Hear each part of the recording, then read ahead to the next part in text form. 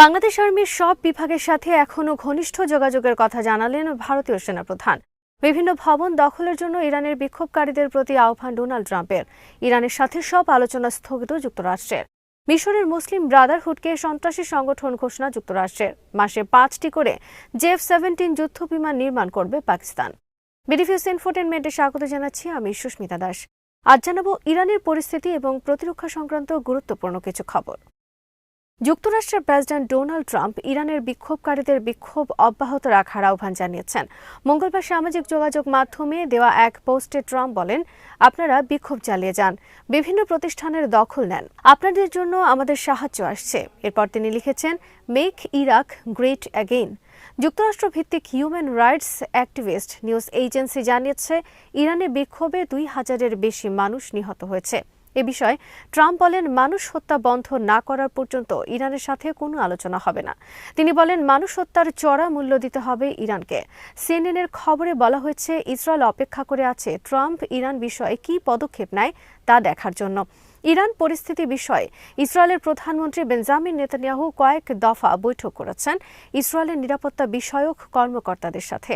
অপরদিকে যুক্তরাষ্ট্রে আশ্রয় নেওয়া ইরানের বিতাড়িত পাহলভি বংশের রাজা রেজা শাহ পাহলভির পুত্র রেজা পাহলভির সাথে গোপন বৈঠক করেছেন ডোনাল্ড ট্রাম্পের মধ্যপ্রাচ্য বিষয়ক বিশেষ দূত স্টিভ উইটকফ।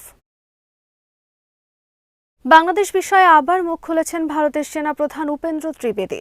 মঙ্গলবার ভারতের বার্ষিক নিয়মিত সাংবাদিক সম্মেলনে বক্তব্য দেওয়ার সময় ভারত সেনাপ্রধান বলেন, বাংলাদেশ পরিস্থিতির দিকে আমরা গভীরভাবে নজর রাখছি, বাংলাদেশ সেনাবাহিনীর সঙ্গে নিয়মিত যোগাযোগ রাখছি, বাংলাদেশের সাথে যোগাযোগের সব চ্যানেল খোলা রয়েছে। বর্তমানে ভারতের স্থল, নৌ ও বিমান ৩ বাহিনীর সঙ্গেই বাংলাদেশের যোগাযোগ চ্যানেল পুরোপুরি খোলা রয়েছে। বিশেষ করে ভারতীয় সেনাবাহিনীর পক্ষ থেকে একাধিক যোগাযোগ মাধ্যম সক্রিয় আছে এবং তিনি নিজে বাংলাদেশ সেনাপ্রধানের সাথে নিয়মিত যোগাযোগ রাখছেন। একইভাবে অন্যান্য সামরিক চ্যানেলের মাধ্যমেও বাংলাদেশের সাথে যোগাযোগ অব্যাহত রয়েছে ভারতের। সম্প্রতি ভারতের একটি প্রতিনিধি দলকে বাংলাদেশে পাঠানো হয়েছিল বলেও জানান তিনি। প্রতিনিধিরা মাঠ পর্যায়ে সবার সঙ্গে সাক্ষাৎ করেছে, বিমান বাহিনী, নৌবাহিনীর সঙ্গেও যোগাযোগ করেছে। এসব যোগাযোগের মূল উদ্দেশ্য হল ভুল বোঝাবুঝি বা বিভ্রান্তি দূর করা। ভারতীয় সেনাপ্রধান এরপর বলেন, সক্ষমতা বৃদ্ধি বা সামরিক প্রস্তুতির বিষয়টি সব দেশের জন্যই একটি চলমান প্রক্রিয়া। ভারত যেমন তার নিজস্ব ক্ষমতার উন্নয়ন করছে, তেমনি অন্য দেশগুলোও করছে। তবে বাংলাদেশের পরিস্থিতি খুব ঘনিষ্ঠভাবে পর্যবেক্ষণ করা হচ্ছে। সাংবাদিক সম্মেলনে ভারতীয় সেনাপ্রধানকে এক সাংবাদিক প্রশ্ন করেন, পাকিস্তান বাংলাদেশ সাম্প্রতিক সম্পর্ক উন্নয়নকে ভারত তার নিজের জন্য কোনো হুমকি হিসেবে দেখছে কিনা। জবাবে ভারতীয় সেনাপ্রধান জানান, বাংলাদেশে বর্তমানে কী ধরনের সরকারের দায়িত্বে রয়েছে এবং সেই সরকার স্বল্পমেয়াদী নাকি দীর্ঘমেয়াদী বিভিন্ন সিদ্ধান্ত নিচ্ছে, সেই সব বিষয়ে আগে বোঝা দরকার। তিনি বলেন, বর্তমান অন্তর্বর্তীকালীন সরকার কি ৪-৫ মাসের সিদ্ধান্ত নিচ্ছে নাকি আগামী ৪-৫ বছরকে সামনে রেখে সিদ্ধান্ত নিচ্ছে, এই প্রেক্ষাপটেই ভারতের প্রতিক্রিয়া প্রয়োজন কিনা তা মূল্যায়ন করা হবে। তিনি বলেন, পরিস্থিতি বুঝে বিচার বিশ্লেষণ করাই এই মুহূর্তে ভারতের মূল লক্ষ্য। সম্প্রতি পাকিস্তান, চীন ও তুরস্কের সাথে বাংলাদেশের কূটনৈতিক, বাণিজ্যিক, নিরাপত্তা ও প্রতিরক্ষা সম্পর্ক উন্নয়ন বিষয়ক যেসব খবর সামনে এসেছে তাতে ভারত গভীরভাবে উদ্বিগ্ন হয়ে পড়েছে। এক সপ্তাহ আগে চীনে পাকিস্তান-চীন পররাষ্ট্রমন্ত্রী পর্যায়ে গুরুত্বপূর্ণ একটি বৈঠক অনুষ্ঠিত হয়েছে। সেই বৈঠকে চীন পাকিস্তান নিরাপত্তা বলয়ে বাংলাদেশকে রাখার বিষয়ে গভীরভাবে আগ্রহ দেশ দুটি। পাকিস্তানের পররাষ্ট্রমন্ত্রী ইসহাক দার বেইজিং থেকে ফোনে কথা বলেন বাংলাদেশের পররাষ্ট্র উপদেষ্টার সাথে। এরপর পাকিস্তানের পররাষ্ট্রমন্ত্রী জেদ্দায় বাংলাদেশের পররাষ্ট্র উপদেষ্টার সাথে দ্বিপাক্ষিক বৈঠক করেন। একই সময় পাকিস্তান সফর করেন বাংলাদেশের বিমান বাহিনী প্রধানের নেতৃত্বে একটি উচ্চ পর্যায়ের টিম এবং তারা পাকিস্তান থেকে জেএফ-17 ফাইটার জেট কেনার বিষয়ে আলোচনা করেন। পাকিস্তানের গণমাধ্যমের খবরে বলা হয়েছে, বাংলাদেশ পাকিস্তানের সাথে সৌদি মডেলের কাছাকাছি ধরনের প্রতিরক্ষা চুক্তিতে আগ্রহী। এরই মধ্যে পাকিস্তান সহ আন্তর্জাতিক গণমাধ্যমের আরেকটি খবরে নতুন করে উত্তাপ ছড়িয়ে পড়ে ভারতে। তাতে বলা হয়, সৌদি পাকিস্তান প্রতিরক্ষা জোটে যুক্ত হতে যাচ্ছে তুরস্ক ও বাংলাদেশ। বিশ্লেষকদের মতে, পাকিস্তান, চীন, তুরস্ক, বাংলাদেশ নিয়ে ন্যাটো আদলে কোনো প্রতিরক্ষা জোট হলে সেটা এই অঞ্চলে ভারতের জন্য বড় ধরনের হুমকি হিসেবে আবির্ভূত হবে। বাংলাদেশ কেন্দ্রিক এসব খবরে ভারত কতটা ভীত হয়ে পড়েছে তা বোঝা যায় তাদের বিভিন্ন বক্তব্য ও কর্মকাণ্ডে। ভারত ইতোমধ্যে বাংলাদেশ সীমান্তে 4টি গ্যারিসন চালু করেছে। দ্বিতীয় বিশ্বযুদ্ধের পর থেকে পরিত্যক্ত বাংলাদেশ সীমান্তের কাছে 5টি এয়ারফিল্ডও নতুন করে চালুর উদ্যোগ নিয়েছে।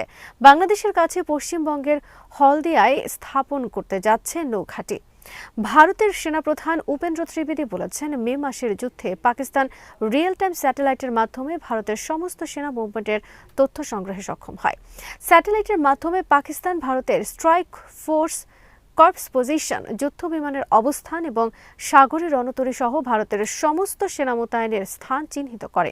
পাকিস্তানের এই সক্ষমতা ভারতের জন্য ছিল একটি শকিং ঘটনা। পাকিস্তানের গণমাধ্যমে লেখা হয়েছে, স্যাটেলাইটের মাধ্যমে ভারতের সমস্ত সেনা কার্যক্রম ও গতিবিধি পাকিস্তান নজরদারির আওতায় নেওয়ার ফলে ভারত বাধ্য হয় যুদ্ধবিরতিতে। বর্তমানে পাকিস্তানের কাছে $15 বিলিয়ন অস্ত্র রপ্তানির অর্ডার রয়েছে। এর প্রায় সবই JF-17 ফাইটার জেট। এসব অর্ডার সময়মতো ডেলিভারি দেওয়ার লক্ষ্যে পাকিস্তান বছরে 55টি JF-17 থান্ডার ফাইটার জেট নির্মাণের সিদ্ধান্ত নিয়েছে। আন্তর্জাতিক বাজারে বিমানটির চাহিদা ব্যাপকভাবে বৃদ্ধি পাওয়ায় উৎপাদন কার্যক্রম বৃদ্ধির এই পরিকল্পনা গ্রহণ করেছে দেশটি। বর্তমানে পাকিস্তান বছরে 24টি JF-17 ফাইটার জেট নির্মাণে সক্ষম। এটিকে বছরে 55টিতে পরিণত করার লক্ষ্যে জরুরি ভিত্তিতে কারখানা অবকাঠামো বৃদ্ধির কার্যক্রম শুরু হয়েছে। পাকিস্তানের গণমাধ্যমের প্রকাশিত খবরে বলা হয়েছে, আজারবাইজান, লিবিয়ার পর সৌদি আরব, ইন্দোনেশিয়া ও বাংলাদেশের পক্ষ থেকে JF-17 ফাইটার জেট কেনার বিষয়ে আলোচনার প্রেক্ষিতে পাকিস্তান অ্যারোনটিক্যাল কমপ্লেক্স তাদের উৎপাদন সক্ষমতা দ্বিগুণেরও বেশি করার কার্যক্রম শুরু করেছে। এ লক্ষ্যে পাকিস্তান পুরোপুরি সহায়তা পাবে চীনের। বর্তমানে পাকিস্তানে নির্মিত JF-17 ফাইটার জেটের 42% উৎপাদন আসে চীন থেকে। চীন এ বিষয়ে পাকিস্তানকে পূর্ণ সহায়তার আশ্বাস দিয়েছে। অপরদিকে পাকিস্তান এর আগে তাদের কয়েকটি JF-17 ফাইটার জেটে ব্যবহার করেছে রাশিয়ার তৈরি RD-93 ইঞ্জিন। বর্তমানে তারা রাশিয়ার পরিবর্তে চীনের তৈরি WS-13 টার্বোফ্যান ইঞ্জিন ব্যবহার করবে, যা রাশিয়ার ইঞ্জিনের তুলনায় বিভিন্ন ক্ষেত্রে অধিকতর শক্তিশালী। তাছাড়া রাশিয়ার ইঞ্জিনে তৈরি বিমান রপ্তানির ক্ষেত্রে নানা ধরনের জটিলতা রয়েছে, কারণ ক্রেতা দেশগুলো পরবর্তীতে এসব ইঞ্জিন মেরামত ও খুচরা যন্ত্রাংশ রাশিয়া থেকে সংগ্রহের ক্ষেত্রে নানা ধরনের বাধা বিপত্তির মুখে পড়বে। তবে চীনা ইঞ্জিনের ক্ষেত্রে এই সমস্যা নেই। পাকিস্তানের লক্ষ্য, যে কোনো দেশ যুদ্ধ বিমান কেনার অর্ডার দিলে সর্বনিম্ন 3 বছর এবং সর্বোচ্চ 5 বছরের মধ্যে সব বিমান ডেলিভারি দেওয়ার। JF-17 ফাইটার জেট যৌথভাবে নির্মাণ করছে চীনের চেংদু এয়ারক্রাফট কর্পোরেশন ও পাকিস্তানের অ্যারোনটিক্যাল কমপ্লেক্স। তবে চুক্তি অনুযায়ী উভয় দেশ স্বাধীনভাবে এই বিমান নির্মাণ ও রপ্তানি চুক্তি করতে পারে, আর এক্ষেত্রে এক দেশ অপর দেশকে সহায়তা করবে এই বিমান নির্মাণে। বস্তুত পাকিস্তান এই যুদ্ধবিমান রপ্তানির বিপুল অর্ডার পাওয়ায় লাভবান হচ্ছে চীনও, কারণ বিমানটির ইঞ্জিন সহ পুরো সাবসিস্টেম ও কাঠামোর প্রায় অর্ধেক সরবরাহ করে থাকে চীন। বস্তুত চীন তাদের চেংদু JF-17 ফাইটার জেটে পাকিস্তানকে অংশীদার করার ফলে মুসলিম দেশগুলোতে পাকিস্তানের মাধ্যমে এই যুদ্ধ বিমান বিক্রি করার একটি বড় সুযোগ পেয়েছে।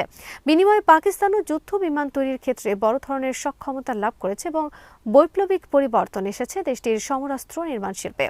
JF-17 যুদ্ধবিমান রপ্তানির মাধ্যমে পাকিস্তান রাতারাতি নাম লেখাতে যাচ্ছে বিশ্বের শীর্ষ 10টি সমরাস্ত্র রপ্তানিকারক দেশের তালিকায়। বর্তমানে $15 বিলিয়ন সমরাস্ত্র বিক্রি প্রক্রিয়াধীন রয়েছে দেশটিতে, যা 2026 সালের মধ্যে শেষ হবে। এদিকে মঙ্গলবার পাকিস্তান মরক্কোর সাথে প্রতিরক্ষা সহযোগিতা বিষয়ক একটি সমঝোতা স্মারক স্বাক্ষর করছে। পাকিস্তানের প্রতিরক্ষা মন্ত্রী খাজা আসিফ মরক্কো সফরের সময় মঙ্গলবার এই চুক্তি স্বাক্ষর করেন। এর ফলে মরক্কোয়ও ভবিষ্যতে পাকিস্তানের সমরাস্ত্র রপ্তানির পথ সুগম হল। মিশরের ইসলামপন্থী প্রাচীন রাজনৈতিক দল ইখওয়ানুল মুসলিমিন বা মুসলিম ব্রাদারহুডকে সন্ত্রাসী সংগঠন হিসেবে আখ্যায়িত করেছে যুক্তরাষ্ট্র। একই সঙ্গে লেবানন ও জর্ডানের মুসলিম ব্রাদারহুডকেও সন্ত্রাসী সংগঠন হিসেবে আখ্যায়িত করা হয়েছে। মঙ্গলবার প্রেসিডেন্ট ডোনাল্ড ট্রাম্প এইসব দেশের মুসলিম ব্রাদারহুডকে সন্ত্রাসী সংগঠন হিসেবে তালিকাভুক্ত করার নির্দেশ দেন। ট্রাম্প প্রশাসন সারা বিশ্বে ইসরায়েল বিরোধী সমস্ত সশস্ত্র সংগঠনের বিরুদ্ধে অপারেশন শুরু করেছে। এরই অংশ হিসেবে মুসলিম ব্রাদারহুডের মতো রাজনৈতিক দলকেও সন্ত্রাসী সংগঠনের তালিকায় অন্তর্ভুক্ত করল। 2011 সালে মুসলিম ব্রাদারহুডের নেতৃত্বে মিশরের তাহরির স্কয়ার ভিত্তিক গণ অভ্যুত্থান ঘটে এবং পতন হয় দীর্ঘ স্বৈরশাসক হোসনি মোবারকের। এরপর নির্বাচনে মুসলিম ব্রাদারহুড বিজয়ী হয়ে ক্ষমতায় বসে। দেশটির প্রেসিডেন্ট হন মুসলিম ব্রাদারহুড দলের নেতা মোহাম্মদ মুরসি। কিন্তু পতিত হোসনি মোবারকের উত্তরসূরি general Abdul Fattah al CC সেনা অভ্যুত্থান করে ক্ষমতা গ্রহণ করেন, বন্দী করেন প্রেসিডেন্ট মুরসিকে। সাজানো বিচার চলাকালে জেলখানায় তার মৃত্যু হয়। এছাড়া জেনারেল সিসি মিশরের আর্মি সহ সমস্ত বাহিনীকে লেলিয়ে দেন মুসলিম ব্রাদারহুড দমনের জন্য। সারা দেশে হাজার হাজার মুসলিম ব্রাদারহুড নেতাদের গ্রেফতার ও হত্যার মিশন শুরু হয়, যা আজও চলমান রয়েছে।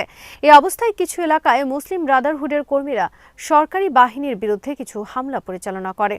এই ঘটনার জের ধরে মিশরের জেনারেল সিসি সরকার তাদেরকে সন্ত্রাসী সংগঠন হিসেবে আখ্যায়িত করার উদ্যোগ নেয় যুক্তরাষ্ট্রের মাধ্যমে।